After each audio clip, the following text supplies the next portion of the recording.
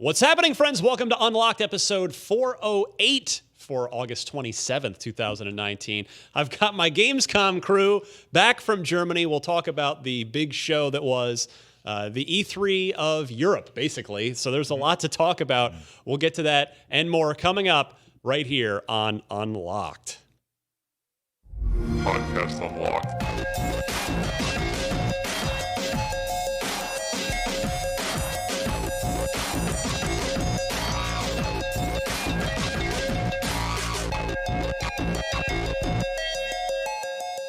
All right, I think I hit the right buttons this time. Ryan McCaffrey, Destin Legary, Brandon Tyrell. Now I can get rid of the lower thirds. There we go. I did it. It's all coming together. For the first time, I actually got the button sequence right. Never mind that this was the third take.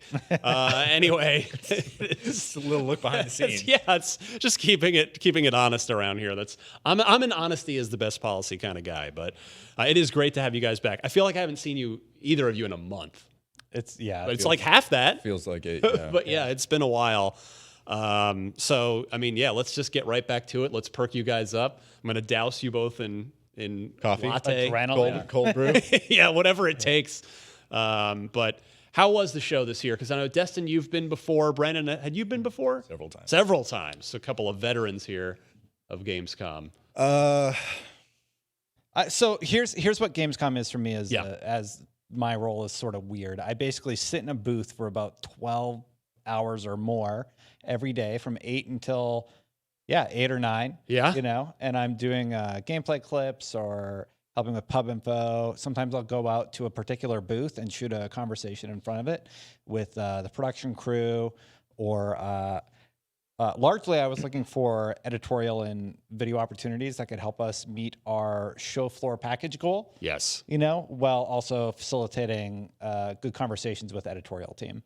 So that is what Gamescom is like for me. Getting to experience it, it's like we have exhibitor badges, so we show up really early. And I'm a producer, so I'm more in the production realm. Brandon, did you get to explore the floor very much? Right? Very much so. Yeah. Like I got there, since I was editorial lead this year, I got there for a big team lead meeting on Monday, and then spent a couple hours just sort of walking around. And if you've been to E3, you understand what a big trade show looks like. And Gamescom is about 6x that, right? 6 times the size of that. Yeah. It's So large. the South Hall and the West Hall at the LA Convention Center for E3 is where everything happens. At Gamescom, there are 8 of those around. Wow. So you can really spend the majority of a day just sort of walking every Plus the convention business center, which is like sort of a Well, yeah. So the business center are halls 1 through 4. Okay, And then yeah. the show floor, where the big statues are and the booths are, that's 6 through 10, I believe. And then booth 5 is or hall 5 is the merch. But yeah, it's a big show and it's a lot of walking and a lot of people. It's so many people. Destin, I know you do the annual picture. We've all seen the zombie horde pictures and videos. I did the one on top of the staircase. Yeah, Where I don't they do all- that every year. they all but rush in. Yeah, somebody does. One of us do every year. Yeah. it's a different person every year because that person dies. Yeah. They're consumed. Yeah. Have you seen World War Z? There's, Right? the horde goes over, and then there's just a skeleton. It's like a cartoon. A living person's there, and then the horde goes by, and it's just bones. They picked the bones clean. But yeah, so my role this year was to handle just lead editorial. So basically, I booked all the appointments we saw. I reached out to all of our publishing partners and everybody to find out what they were showing, what they were doing, and then we sort of assess what our priorities are for the show, what could be cool, maybe what we can get an edge on. And then I sign it up and sort of divvy it out to the team that we have there. So what were the highlights for you then? You had the 10,000 foot view, but then you also got to go and be in the mix as well. My show was mostly the 10,000 foot view. Yeah. So as sort of the operator role in editorial, I was just Look at you dropping Rainbow Six. Well, it's more of a Matrix reference. My job was really to answer questions, put out fires, reconnect people if somebody missed an appointment for whatever reason because they couldn't get through the horde. I'd reach out and sort of figure out a way that we can set it back up. But that was the majority of my show. I did get to check out. I played Avengers, which was cool. I did too. Yes. Good. I was going to perfect ask. segue. Yeah, because that was one of the big games of the show. In that it was finally publicly shown. So What did you guys think of it? I think you both probably saw it at E3 as well, but you got to. I didn't. This Did is my not? this is my Okay, first so time. first I saw impression for you. I saw the BCD at E3, hands off. Yeah. You know, they play for you on PlayStation 4, I believe. So I'm curious, Brandon, they had PC kiosks to play on and PS4. Which one did you do? We did the PS4. I did PC. Okay. So PC, they said was running at 4K 60, and it was smooth. There were no hitches or anything. What was your experience like on PlayStation? It was a little jagged. Yeah. It had some issues on it, but again, it was pre-alpha, so. Oh yeah, this game's not out till May, I think it is. You got a long road ahead of it. I mean, You got plenty of time. It played fine. It looked good. It didn't look great. There were some strange outlines on some of the assets, but Here was the weird thing for the Xbox or the PlayStation.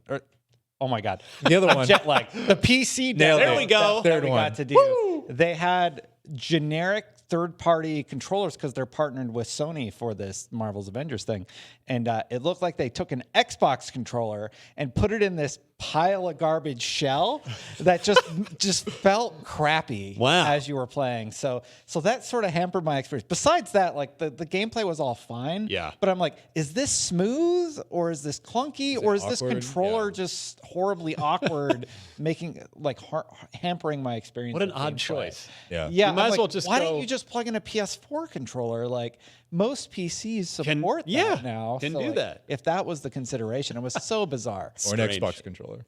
Yeah, Just like, my type preference. over the logo. Well, that would have been ideal, but I understand why they didn't The do that marketing because deal, of the yeah. Sony marketing partnership. I did play on a DualShock and it was super smooth.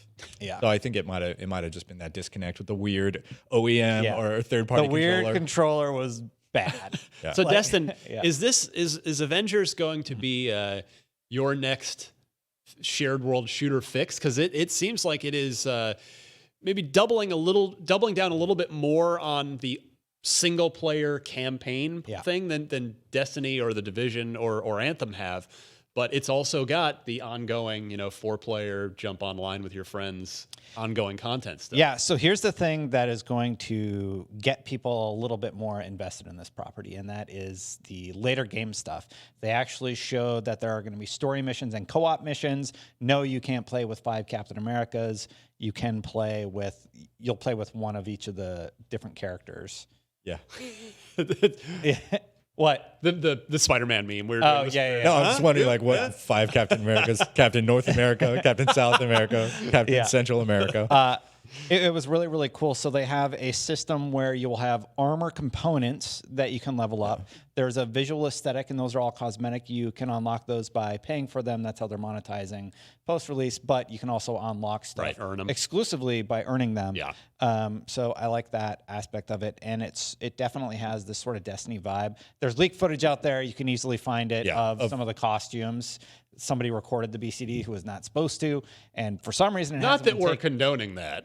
well, okay, so like the Comic-Con panel leaked, and mysteriously that didn't get pulled down because it was positive press, right? Saying it was an inside job. Yeah.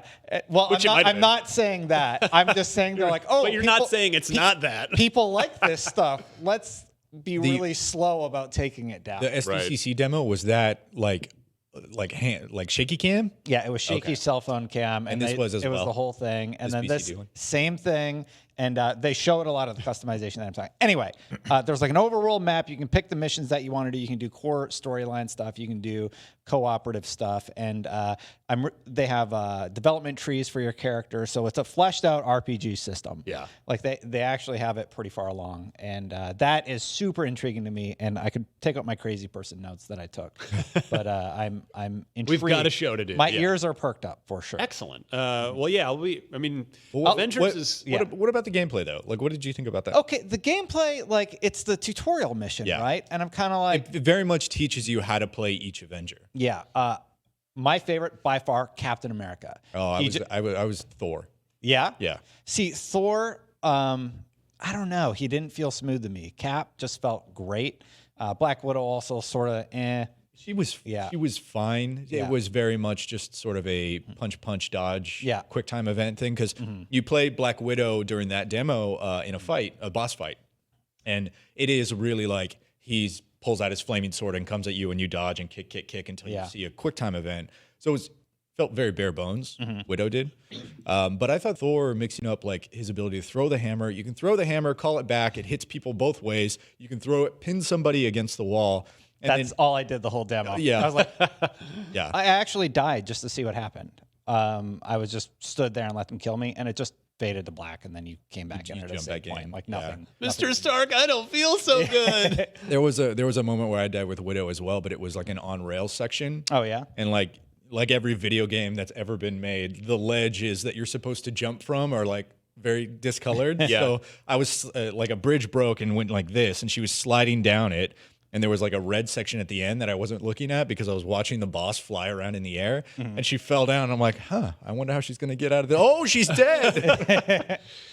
So I died there. And again, you just came back. But I think each Avenger does play slightly differently. And there's not a whole lot of difference. I really like Cap. As far as like punching, there's light attacks, heavy attacks, Hulk can pick people up and throw them off the Golden Gate Bridge, which I thought was really fun to do. We've all wanted to do that in traffic. Yeah. Dude, if I play Thor, though, I am applying a different skin the second I unlock it. I do not like the default skin for Thor. I don't like the default one for Black Widow. Yeah. I feel like she just looks slightly off.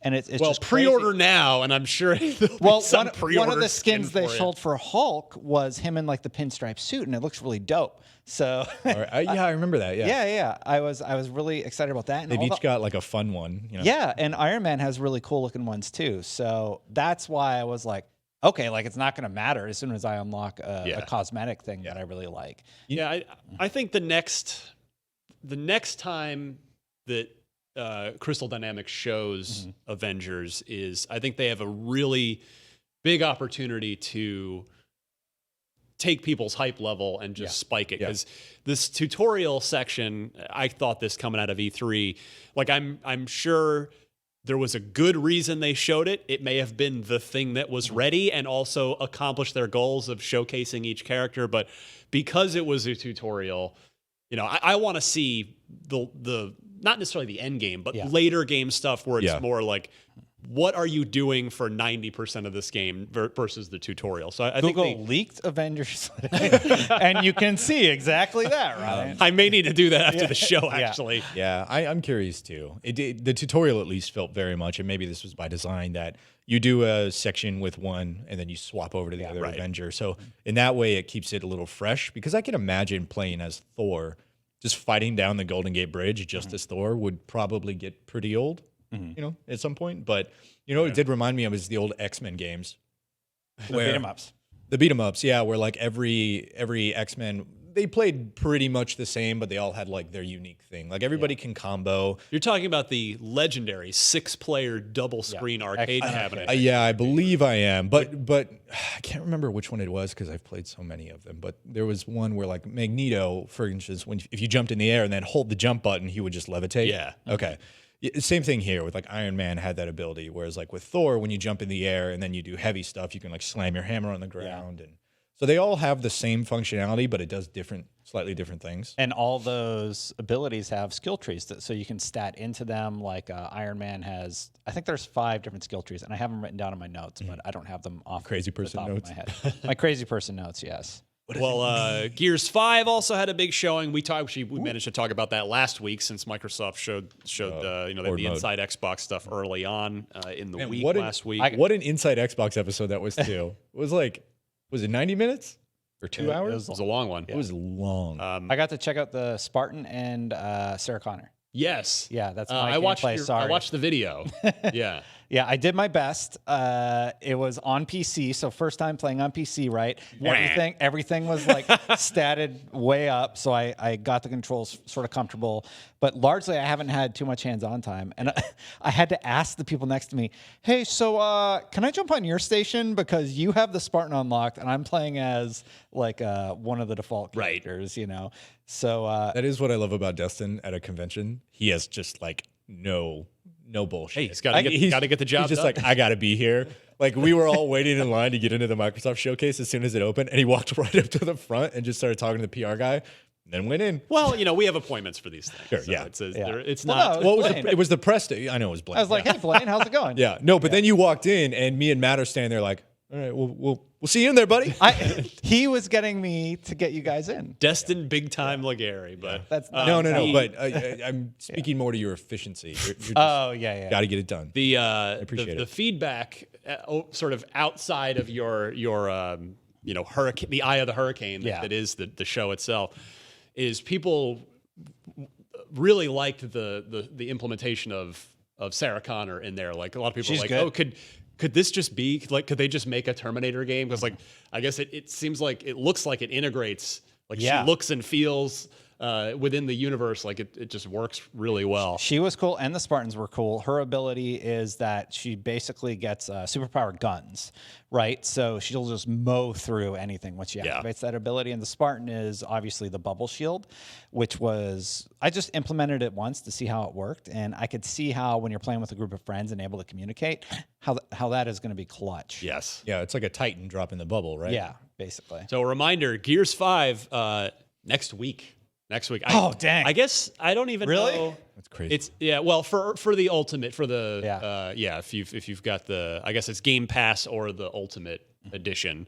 So we probably won't be able to talk about it on next week's show. We haven't gotten it yet because I doubt the embargo won't. Yeah, because we record on Tuesdays, but that's right around the corner. But Sorry, I was going to ask you a question, then I realized I shouldn't ask on the podcast. I was wondering who was reviewing it, but we'll talk later. I did finally play Gears Pop this morning. Oh, yeah. I'd had it on my list, but it's actually, even though it's been so empty at the office here, the people that are here, we were super busy as well, just trying to get to everything else that you guys weren't doing at Gamescom. And Remember, I kept throwing you things, and I'm like, please be able to take this ride. so, I finally sat down. I'm like, all right, I'm going to give Gears Pop a try. It's fun. I mean, it's a mobile game, and I say that not in a derogatory way, but it's not Gears 5 running on your phone. It is a lane capture. I don't know what the style of game is considered because I don't play enough mobile games. PVZ like? I don't know, maybe, but Okay. you've got two lanes. You're just trying to get to the other. You're trying to get to the other. Player It's a that strategy. your match made up. It's a strategy game. I'm looking at it right now. So you're using as your points generate. You're choosing characters that some like coal costs more points to bring in, and so anyway, It's one of those you beat through their resources and units, and then you hit. Yeah, and I had a good time with it. I played 4 matches. The first one I literally had no idea. I just jumped in, no tutorial, no anything, and I mean it gives you the barest of tutorials, but won the first match and then I won all 4 matches I played against 4 human beings, which I don't know if I just am that good at Gears in all forms. No, I'm not. Brian's Spoiler. kind of a bad guy. No, not you know really. what I'm Just luck of the draw, I guess. I mean, presumably I was matched up against lower level players because I was also a lower level. Or you're just that player. good. Or You're not I'm just that good. Not giving yourself enough credit here, McCaffrey. Anyway, 4-0, come get some. But I do like the pipsqueak Marcus Phoenix voice. Yeah. That's cool. The cartoony aesthetic is nice. And yeah, there are unlocks and upgrades. And yeah, I could see myself, I'd say a match takes a minute, maybe 90 seconds. So yeah, you can just pop in and play at quick little bursts, which is what pretty much every mobile phone game is designed to do. So yeah, hey, give it a try. It seems fun. Talking about Gears, continuing for just a second, I'd be really curious to hear if our viewers feel the same way, but I am less excited about the story and more excited about the multiplayer and Horde mode for Gears 5 I'm the personally. polar opposite of you on Your that. story. I mean, and that's no disrespect to Horde. And I mean, Horde is, we talked about it last week while you guys were gone.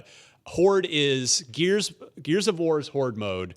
It was Horde and really Halo's Firefight that kind of started that whole like 4-player PvE Survival wave multiplayer mode fad that's still going on. Yeah. And I think Gears continues to do it better than anyone. But no, I'm so amped for the campaign because as I said, I mean, I reviewed Gears 4 for us, and I made the analogy at the time to Episode 7, Star Wars Episode 7, which had I remember that. come out Yeah. the Christmas Sort of before. the passing of the torch. Yeah, exactly. And I think that was an apt comparison, and I thought they did the Coalition did such a great job with that passing of the torch, and I'm really eager to see where the story goes with 5. So yeah, I'm hyped for the campaign. I just want to play as a Terminator. I want to see what the Terminators play like. Do the 2 Spartans, do they each have different abilities, or I are they only like play- the same character? I only played as one. I think they're the same character with different cosmetics, but don't quote me on that. I'd have to do a little bit more reading. I will say though, Horde. So they did show more Horde last week while you guys were there. It doesn't seem like they've changed much. I don't think they need and that's to. the thing. I'm Is that not a bad saying it's thing? a bad thing, but the big thing is sort of some, like, you can play as Jack now as one of the options, but it does seem to be an if it ain't broke, don't fix a thing, which, I mean, when Rod was in here, gosh, a couple months ago now, he talked about that. He was speaking about the campaign at the time, but about how, if they change too much, people get mad. If they don't change enough, it's, you guys are just retreading what Epic did. So yeah, I mean, Horde is real good. Doesn't seem like they're changing much, but maybe that's not a bad thing. You have Horde, you got that new escape mode, you have the campaign, you have traditional multiplayer and the multiplayer There's modes. plenty on offer. It's a big package. Yeah. I gotta There's a say, lot I'm going on not with Gears 5. super fired up about Escape. I mean, I've only played the one round at because I missed the. I think I was out of town for. That's when I was on a trip. I missed the alpha weekend, but yeah, Escape's fine. But I'm definitely more excited for Horde and Versus as far as the multiplayer stuff goes. But we'll see. I'm stoked. I want to play more. Yeah, get it all. Next week. Have it soon. Very, very soon. A couple other notes from Gamescom that are relevant on the Xbox side. CD Projekt Red, speaking to Eurogamer, says it has a small team performing R&D into a potential multiplayer for Cyberpunk 2077, but its focus remains, quote, on the single-player experience, and that's what you'll get in 2020. So I would not immediately take that as saying, oh, they're going to definitely add a multiplayer mode a year later. Yeah, they're looking at it, but as far as I know, CD Projekt's never done multiplayer in any of their games before. So, a lot of learning to do there. They're obviously a world-class talented studio, but I don't know if anybody's looking for multiplayer in that game. Not that it would be bad. I'm not saying that, but they're certainly going to sell plenty of copies of just the single-player game. I think that's what, I mean, nobody saw Cyberpunk and was like, can't wait to play that on multiplayer. Right. But I think it's one of those things that everyone would appreciate if it was in there. Yeah. Though I have no idea how they would make that right. work. It seems like a very complex game to balance for multiplayer. The implementation would be interesting for sure. I mean, hey, Rockstar figured out how to make a pretty fun Max Payne multiplayer game with Max Payne 3. Yeah. So, I mean, just it GTA can be done. Online, but in Cyberpunk. Maybe. Yeah. It could very well. I mean, it took, how much money has, not that I know the answer, but Rockstar's put a lot of time and energy into that. I mean, it would not be a small thing for a CD Projekt to do, but yeah, you're right. That would seem like a natural way to go. So we'll see if they, continue.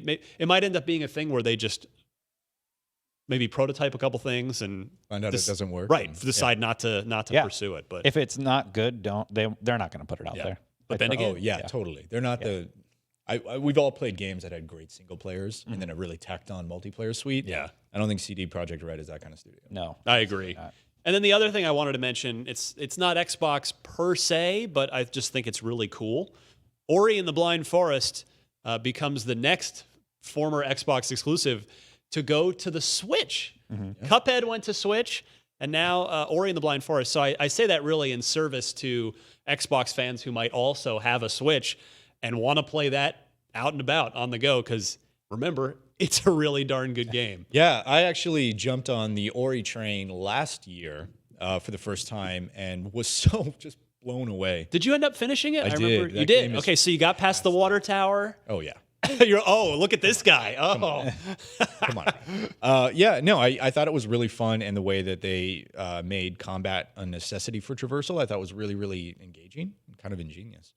And as somebody who adopted it later, it holds up so well. So I'm really excited actually to see people, be able to jump in and experience that series, especially before Will o' the Wisps comes out. But I think platformers are just perfect on the Switch. That is such an awesome platform to play a platformer on. So yeah, if you haven't played Ori, and you have a Switch, check it out. I would probably still recommend it on Xbox. Oh, over for the sure, Switch. yeah. Just for obvious reasons, but Well, the else? art style's so gorgeous. You want to play. you really it in want that full. like high definition. Yeah. Yeah. But if you have to play it on a train or a bus or a Right, plane, I'm talking about a double dip here Yeah. for people that already have it on Xbox. yeah. I wanted something to play during my travels, so I actually also picked up another game that sort of did that, Super Hot. Yes. Yeah, just to play on the Switch. They use gyroscopic controls, which I immediately turned off. But Strong call. It's there as an option if you want to not have fun.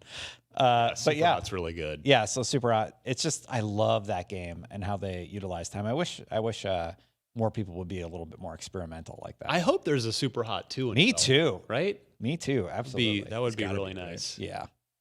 You would think. They're too busy releasing it on everything. Hey, more power to them. Skyrim, Yeah. If you can play that game in VR, play that game in VR. Yes. That That's is a really the good thing. coolest way to do it. Yeah, Yeah. it's very, very good.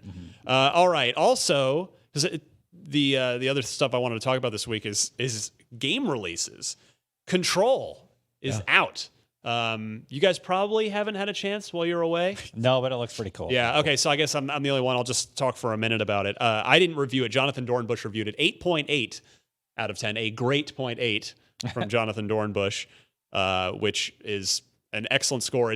And really across the board, I've been looking around the media field. It's pretty universal acclaim. Yeah. Not a lot of people saying any bad things about it. I'm so relieved. I really am. It's excellent. I'm about 4 or 5 hours in, which feels like I've got plenty more to go. I don't even feel like I'm approaching the halfway mark yet.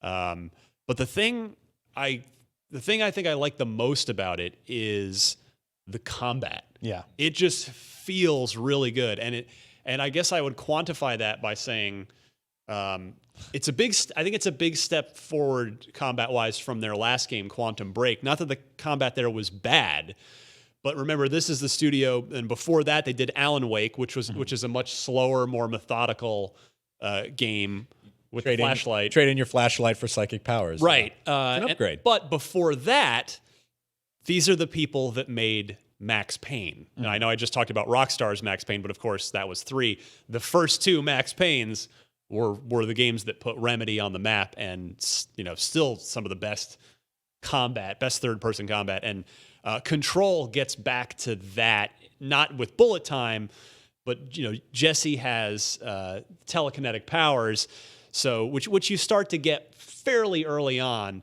and they encourage you. It's not a cover shooter. It's not just like a get behind a pillar and pop out. Gear style. Yeah. It's not that at all. It is you need to go. And because of that, they really play to that strength. And it's, you get the telekinesis and you can grab, there's anything in the environment. So I watched our video review, and he did. Jonathan. Jonathan was saying, like, you do need cover to survive, but like you said, it's not one of those hide and then shoot, because he like jumped behind a table or something like that, and someone just blew the table clear to hell. And he was like, okay, I got to go now. But as he said, you do need cover to survive. He used his telekinetic powers to just rip up the floor. Yeah, that's the shield ability. Yeah, so he has a shield of concrete in front of him. Yeah. I thought that was so rad. And there's a lot of little challenges within it. Like I actually just the other night when I was last playing, I was going in the menu. I was doing some upgrades because you unlock new skills and your service weapon, which is it's one crazy gun, but it can unlock and transform into basically a pistol, shotgun, laser sniper gun. rifle kind of thing. Yeah, but I just found for the first time a little sort of challenge menu of kill 50 guys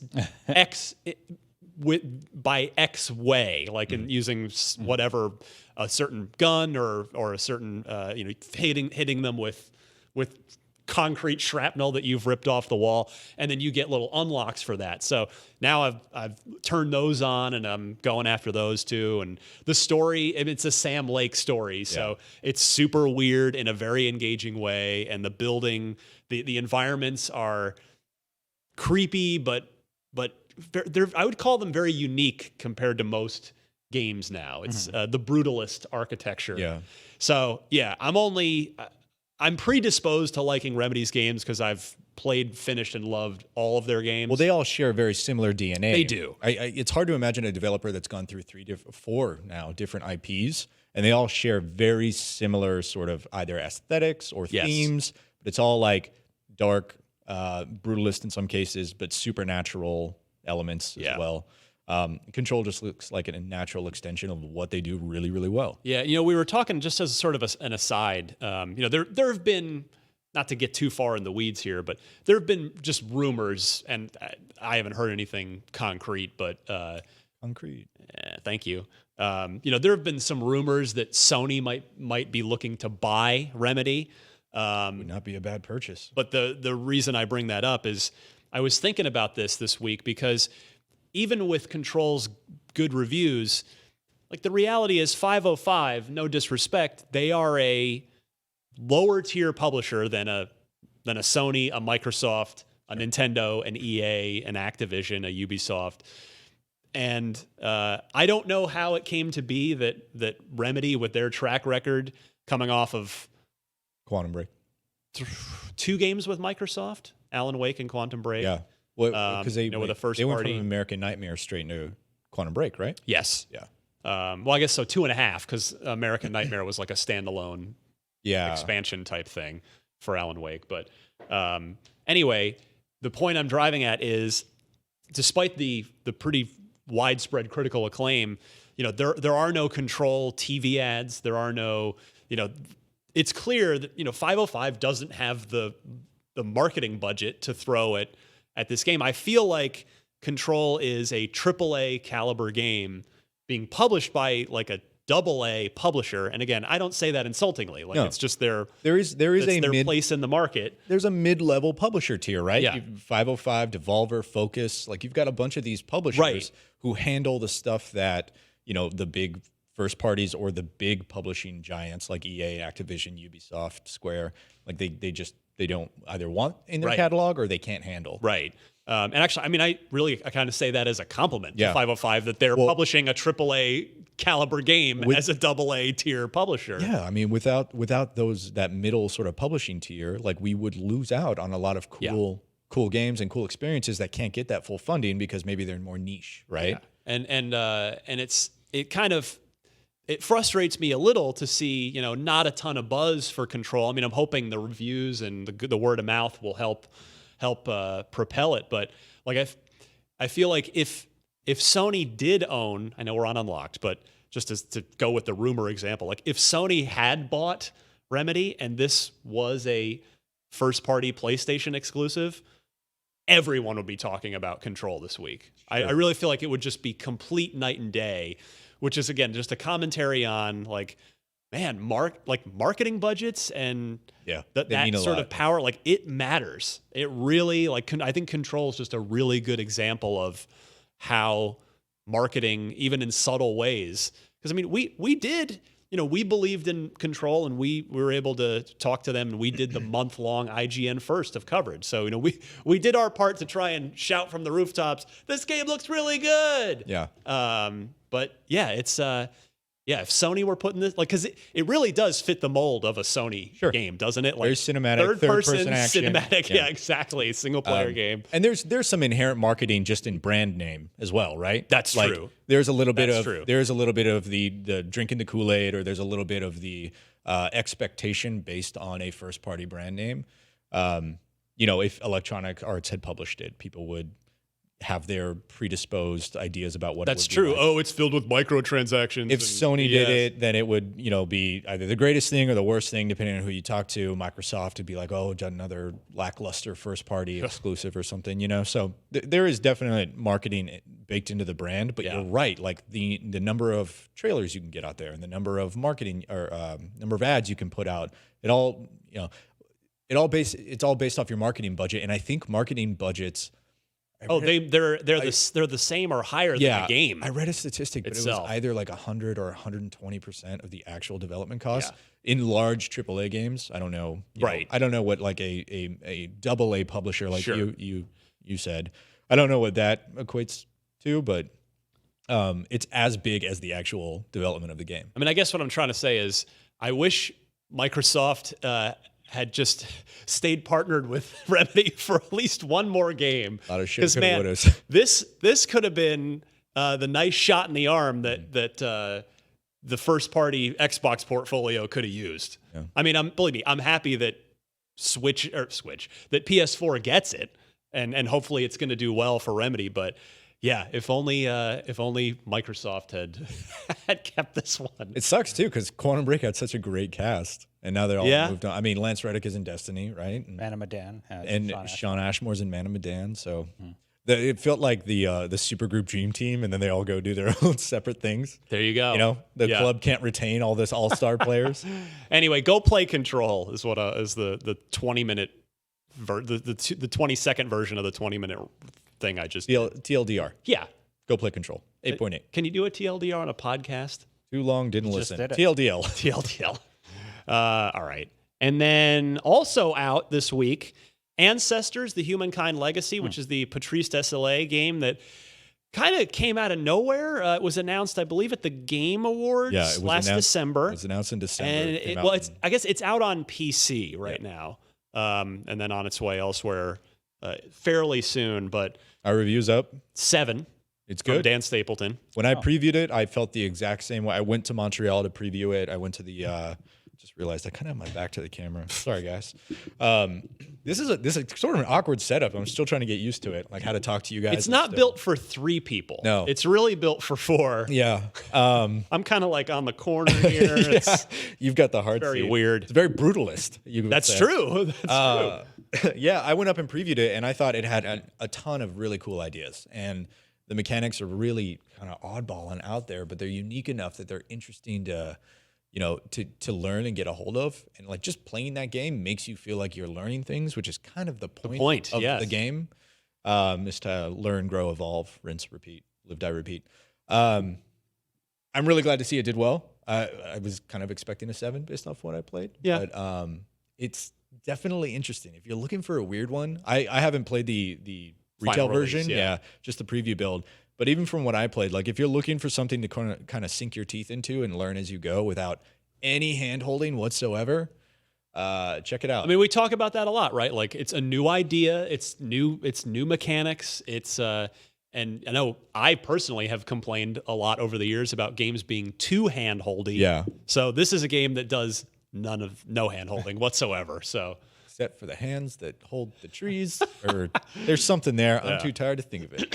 And thank God that somebody's still taking chances, right? Yes. Like if there are a few names in the industry, there are a dozen, maybe 24 names in the industry who could say like, hey, I have this weird ball thing. It's going to be on a shoestring budget, but I think it could be really interesting. Because Patrice is one of those guys, and this is being published by Take-Two's indie arm, their new indie arm, Private Division, which is also publishing The Outer Worlds from Obsidian, as well as October. Disintegration from V1 Interactive. Yes. Did either of you get to see it? So Did you do the gameplay? I watched the game. Yeah, I covered the conference, so I saw it there. We talked a little bit about it last week. But Lucy played it, and she said it is batshit. Like it's so cool. She's like, it's less like a first-person shooter and more like a strategy game. The way she described it made me think of like Brothers in Arms. I was thinking the game that just popped into my head was Full Spectrum Warrior. Yeah. Where you are basically at the 10,000-foot view, and you've got your mans, and you send your mans out to do your things. It's less like.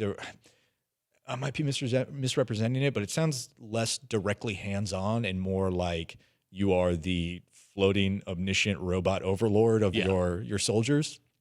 But it seems really, really cool from what she said. She was really blown away by it. The other one, quick tangent, Empire of Sin from John Romero. Oh, yeah. Lucy said she wants it. Also a strategy game, isn't it? Yeah, it's basically XCOM mixed with Boardwalk Empire. Is that coming to Xbox?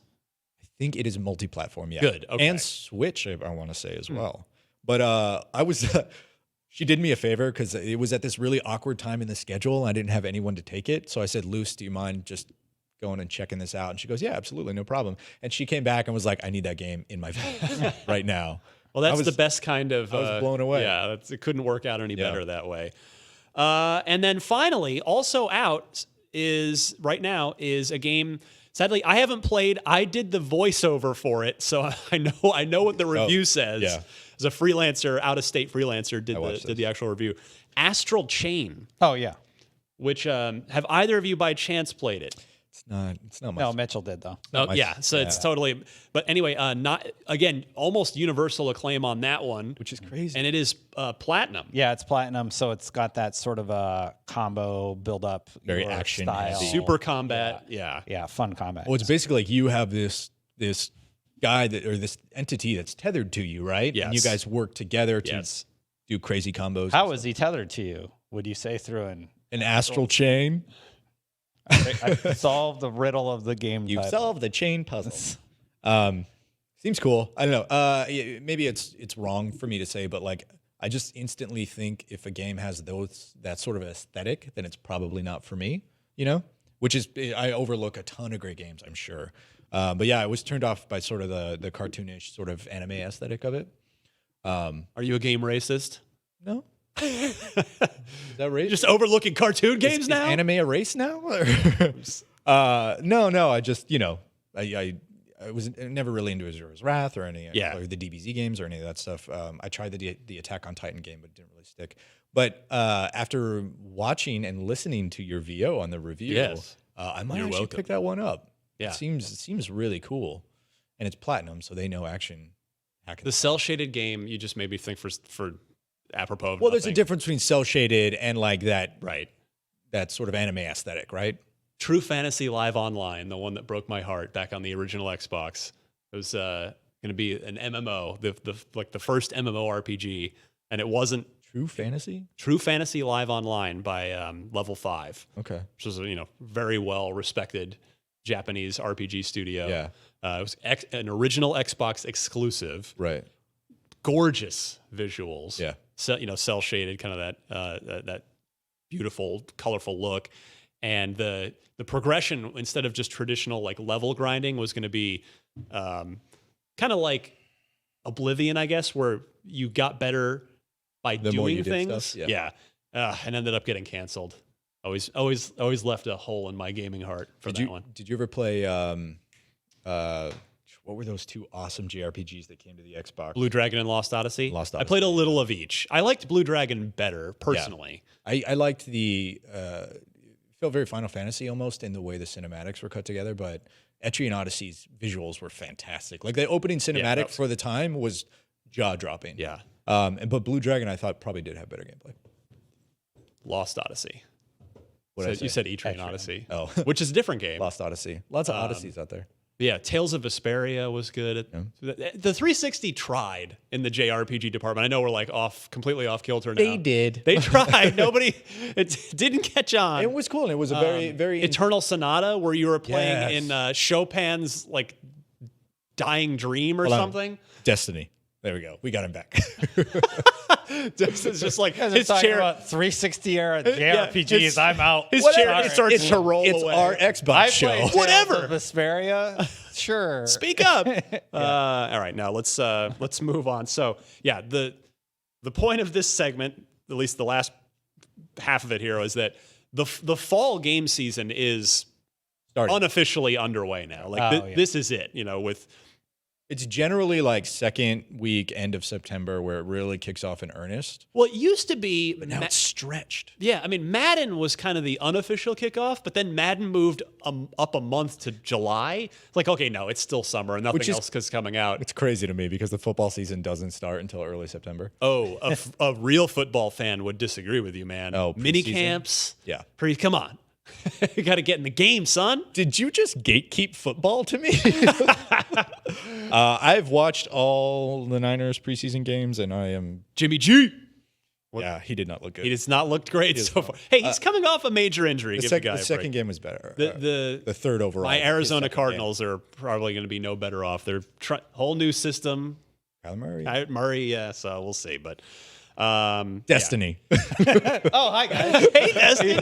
Yeah, it's like smelling salt for him. End of August is it has begun, and again, Gears 5 releases in earnest next Friday. So and then the floodgates open after that. So I don't know if we got yelled at to say stick to your scheduled podcast times. I don't know if there's anyone else in here right after us, so I should probably just move along just in case. We had it till 1? Yes, that is our official time, and we're a little past that. But I'll just skip right to Mortal Kombat DLC. Yes, Destin. The thing I've been waiting for. Thank you, Destin. Ed Boon and the NetherRealm team announcing quite the menagerie, the rogues gallery. Yeah, so it really. Here's the thing. DLC fighters. Shang Tsung and Nightwolf, they're already out. We kind of knew about Sindel already. Yep. Mm-hmm. And Spawn. Spawn was confirmed. But then they also show the Joker and Arnold Schwarzenegger's Terminator. Yeah, the T-800. And I was like losing my mind on the show floor as this announcement was happening. I was like, what? And like we're about to shoot like a stand-up at a booth. And I'm second like, Terminator I'm going to get to play as. it's Terminator. It's in Mortal Kombat. But like he's perfect. These are It's perfect so good. characters. Yeah. For this game, and they had Lobo in Injustice, so I could see those mechanics. I was going to say, working well. is Joker the first Injustice Mortal Kombat crossover character? It's not. It's a different. It's totally different model. I imagine the moveset is going to be different so as well. Not the same. It's a different version of Joker, but same time a character has appeared in both of their franchises. Right. Joker to me looks the oddest out of all of them. He looks like freshman college Joker. Yeah, you know, Terminator's perfect. Spawn is perfect. Dude, Keith David. And Keith David is a voice actor. Yeah. Right? I was just listening to a voice acting reel, aka yesterday. The Arbiter. Yeah. Halo 2. Also, and he voiced Spawn on the HBO series. Of huge renown, and who is still, Saints Row. to this day has the best 1. fight scene on film of any. They Live with Roddy Piper. Go check it out.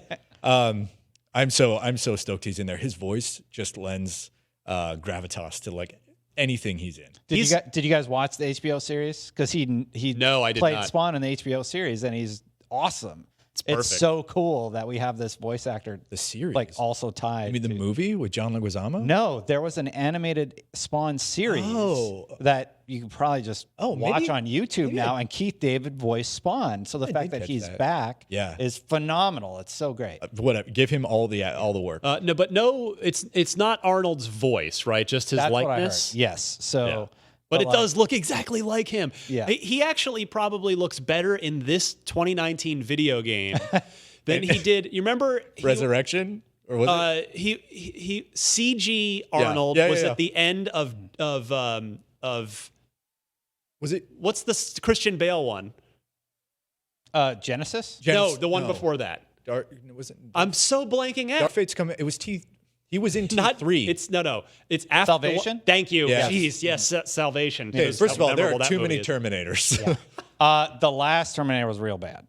Genesis was terrible. Yeah, and the then, one with Amelia Clarke. Yes. Okay. I'm didn't see it. cautiously optimistic about this new one. I know that James Cameron's back on it. He's Producing, but not directing. correct producing, but I'm concerned. I'm going to be cautiously optimistic. I'm going to go watch it. Yeah. I'm going to go watch it day one. And another movie coming out that sort of ties into this is the Joker movie's out, like within the release of these characters. Yeah. So, Wouldn't it be weird if I'm they stoked for modeled all his these MK movies. character off Joaquin Phoenix? I'd be down That with might be a If little that's off-brand for the film, I guess. Yeah. If that was like a cosmetic option, that's the one I'd wear. Yeah, but it's Mr. Phoenix, are you okay with getting your face cut off? Just right here. Oh. Yes? Okay. About about your this- heart pulled out through your butt? Yeah? Okay, cool. All right. About the gore, they did say that Todd McFarlane's only thing, we interviewed him during Comic-Con. He said, my only thing is you got to make him the goriest character in the game, basically. That's such a Todd McFarlane thing to say. Yeah, he has to be the most bad. I don't want to swear. Over the top? But bad over the top. Yeah. I'm excited. I played it a little bit. I haven't played too much MK11, but I'll probably go back to it just for Spawn because to this day, he's my favorite crossover fighting game character ever from Soul Calibur 2. Yeah. He was so good and so broken. Yeah. I just want to see the Terminator's fatalities. Yeah. That's what I want to see. What does a too. Terminator do to another fighter for a fatality? He terminates them. I know that, but how? I want to see the cheeky Easter eggs where he goes. Oh my God, Goes in the pit of molten steel. Or, Maybe that's his outro victory. yeah. Or his intro is he just appears naked in a ball and then stands up. I need your clothes. Your boots and your motorcycle. All right, so He's gonna say I'll be back. you mentioned the ones that are out, and then so Joker and Spawn next year. Yeah. Joker January 28th, Spawn March 17th, Terminator October 8th, Sindel November 26th. Is Sindel this year? Yes. And November. Terminator? Those are both 2020, right? No, Terminator was October. Oh, you got it on the other side. Yeah. Okay. Turn the page. That's awesome. Finally, this week, there is a new dashboard update for the Xbox 360. Let's go. Yes, Cool. the 360. 2.0.17544 is out. Uh-oh. It's been a year since the last update, and I know this will shock everyone in the audience, but it addresses minor bug fixes and improvements on the Xbox 360. So just thought I would mention that for those of you. Hey, they're still supporting it. It is, it's a good thing. It's always good to see. It's always good to see. Probably not for much longer. I can't imagine they'll support 3 generations. This is of probably consoles. it. I mean, but seriously, because of just about everything I want to play is backwards compatible, I haven't even turned on my 360 in quite a long time. Yeah, I think the only reason I ever would to see would be for save data. But at this point, like our current gen backlogs. Yeah. I mean, we've all spoken about this sort of off cam, but our current gen backlogs are such that if I never like went back to another console, I would still have more games to play than I have time to play. Oh, yeah. Right. Yeah. Like backwards Absolutely. compatibility ruined me. It's like, oh, I can go back and relive all these memories, or that big mountain of silicon over there, cellophane. I haven't opened okay. yet. Yeah, like So- Controls out. I don't know when I'm going to get time to do Yeah, that. With right? Gears 5 right around the corner. Yep. Yeah. It's piling up again. Here we go. Iceborne's coming out. I played a load of Monster Hunter. I don't know if I'll get to it. Loot box real quick here. Yeah. Eric Wallace, loyal Hey, Eric. Hey. listener, I see him on Twitter a lot, Yeah. writes in and asks, what games have you gone back to, speaking of backlogs, Speaking of, and been surprised how well they hold up to modern games? I thought this was a really excellent question.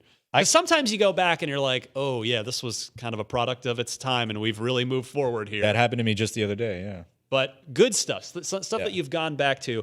I'll give you guys a minute to think about it by giving you a few from my life. Witcher 3.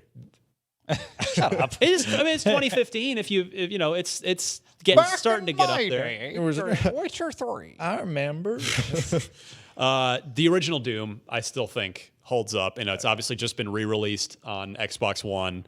So, I mean, I don't know what it would be like coming at the original Doom for the first time ever in 2019, but as someone who's been playing it for 25 years, which I know makes me sound really old because I am, I think it's still great. The atmosphere of it, the level design of it, the monster design, the weapon design, still so good.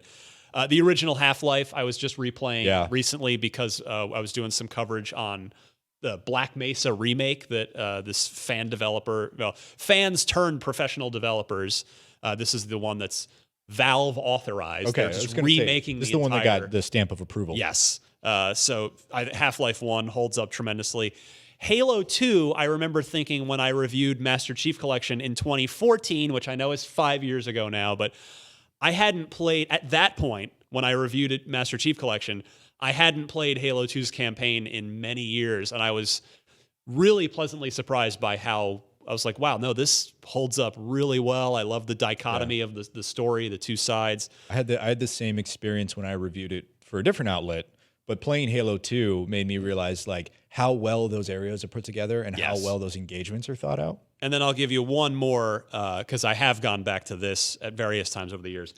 Burnout 3 is ageless as far as I'm concerned. Hard to beat. So good. Has not aged badly in any way, shape, or form whatsoever. This is such a well-timed question because yesterday, World of Warcraft Classic was released. Yes. Depending on Twitter. Right. People are stoked about it. There are lines out the door to play virtual literal lines out the door. To kill certain mobs to get parts that they need. I was like, I saw it in game, but are you talking to GameStops? on Twitch right now, there's 504,000 viewers. It's beating out anything else. They cracked Twitch. 1 million yesterday or the day before. Yeah. So World of Warcraft Classic is one that seems to be holding up well. Not a game I played, but James Duggan right now is at his desk, no lifing World of Warcraft. So I did 6 years in the World of Warcraft. Yeah. And I Two tours. Yeah. I went back. I couldn't get enough. How do you get back to real life? WoW was the first time I ever remember as a kid because it came out in what, 04? No, That's right. Yeah, good memory. Yeah, it came out in 04, and I graduated high school in 04. So I wasn't technically a kid, but I remember it was the first time I actually thought, like, holy shit, this is the future, you know? And I wanted so desperately to play this game, but I didn't, you know, I had like a waiter job. I didn't have a PC that could run it. So I would go to like e-cafes and just play it. And like I could never spend enough time there to really get up there. But eventually I got my own PC and I played it. And vanilla World of Warcraft is still one of the most like potent memories for me of gaming because just the breadth of it. It was the first time I'd ever experienced something like that. The first time I'd ever played with 39 other players to work together and organize, raid, spend time outside the game to strategize in the game. It was like just such a shot of what the future of gaming became. And I think they changed enough of the formula that people are just excited to go back and re-experience. Yeah, I that think it's magic. that nostalgia, right? And I mean that game, that vanilla WoW, I think had 11 million like by the time Burning Crusade came out, which was the first expansion. Active subscribers. Oh yeah, I feel, the number 12 million is what stands out in my mind. But it kept growing with every expansion. Oh, and yeah. then after Lich King, I think it started to peter out. And it, you know, now it's a up and down kind of situation. But there are, call it 12 million. There are That's 179 million, 180 $1 million a month in subscription. Yeah, because it was what, it was 15? Yeah, if I remember correctly. based on a $14.99 pricing structure. Jesus, 180 million a month. no wonder they're insane. doing so well. But if you have 12 million people, say the conversion rate is 10%, you know, you're still talking about 1.2 million people who will buy that game and play it for the nostalgia alone. Yep. I mean, it speaks for itself. No wonder they did it. Yeah, good stuff. Also, I played X-Men Origins Wolverine recently. Oh, yeah? it held And up it held up pretty well? It's it's no World of Warcraft classic, but I was Raven Software. playing it for a feature. Raven Software did a phenomenal job. Camera's a little clunky, but I jumped right back into it and learned the controls again really quickly. Is there anything else you guys can think of? I haven't really gone back to too much just because I don't have I don't have a whole lot of time at home to game, but I went back. The thing that I alluded to earlier was I went back and played Baldur's Gate 2 Enhanced Edition. Oh yeah. And I have such fond memories of that series. And I went back for a feature that I was working on with JR. And whew, boy, is that hard. Hard to get back into. And I know Beamdog is doing console updates of all those old like PC RPG games. The Infinity Engine stuff. Yeah, but it was tough, man. It was tough. It did not hold up. Yeah, other than that, like I don't know. I think the last older game I played was The Witcher 3, and that was from like 4 years ago. So StarCraft, the original StarCraft, Sure. was one that I was thinking of that led to the World of Warcraft. I mean, You got it's Blizzard just, on the brain right now, Destin. well, I BlizzCon, played a lot of StarCraft Yeah. like back in the day. I didn't get into World of Warcraft. I played the Warcraft games, normal Warcraft, Orcs a versus lot. Humans. Yep. And those were really good. And it reminded me that Fallout was another game that holds up pretty well. The original Fallout, the top-down perspective game. Oh, I actually spent a whole lot of time. I'm sorry, I didn't mean to cut you off. No, I'm done. I actually spent a whole lot of time playing through Diablo 3 over the last couple of weeks in season 17. Yeah. And again, that isn't an old game, by stretch, and it's still being supported with new content and stuff. But man, that core loop of just putting a YouTube video on, watching a documentary on my left screen while I'm just like slaying demons on my right screen. The 2012 launch version of that game maybe wouldn't age very well, but as it has been updated and modernized over time. I mean, I went back to that. Must be less than a year ago because I did our review of the Switch re-release, which played tremendously. Yeah, felt so good. So. Yeah, plenty of good stuff. It was a great question, though. Yeah. Thank you, Eric. If anybody else out there has a loot box question they want to present to the panel, can be anything about the world of gaming, email it in unlocked@ign.com. And then real quick here, let's do a little trivia, shall we? I know this.